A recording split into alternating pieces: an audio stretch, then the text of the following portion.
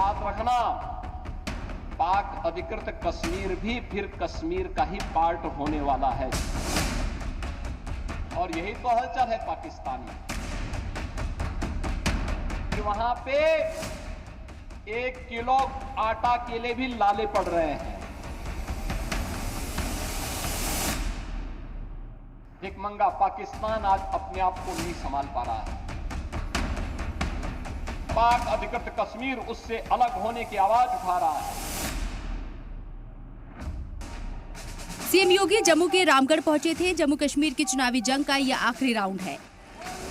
आखिरी दौर में सीएम योगी ने जो शोर लगाया, उसका शोर इस्लामाबाद से लेकर रावलपिंडी तक गूंजा। पाकिस्तान तो मानवता का दुश्मन है, ये मानवता का एक कैंसर है। इस कैंसर से दुनिया को मुक्ति मिलनी ही चाहिए। ये पहली बार नहीं है कि जब सीएम योगी ने पाकिस्तान को खरी खोटी सुनाई, लेकिन माहौल चुनावी भी है, लिहाजा सीएम योगी ने एनसीपीडीपी और कांग्रेस के तार भी सरहद पार से जोड़े। क्या राहुल गांधी 370 और 35A को वापस ला करके जम्मू कश्मीर को फिर से अशांत और आतंकवाद के युग में धकेलने की नेशनल कॉन्फ्रेंस की मांग का समर्थन करता है?